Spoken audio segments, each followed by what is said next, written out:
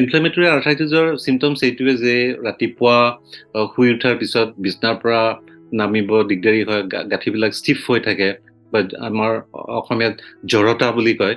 এই জড়তাটো বেছিকৈ হয় অলপ দূৰ খোজ কঢ়াৰ পিছত বা অলপ কাম বন কৰাৰ পিছত সেই মানুহজনৰ সেই পেইনৰ প্ৰব্লেম বা ষ্টিফনেছটো নাইকিয়া হৈ যায়।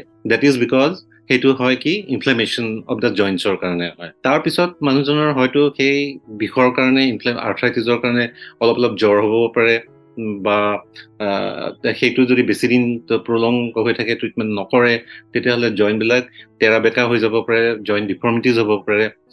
আৰু সাধাৰণতে এই আৰ্থ্ৰাইটিছটো দেখা দিলেই তেওঁলোকে ইমিডিয়েটলি ডক্টৰৰ ওচৰলৈ যাব লাগে, কাৰণ মই কৈছোৱেই যে এইটো part of the big disease, এটা ডাঙৰ ডিজিজৰ এটা স্মল পাৰ্ট।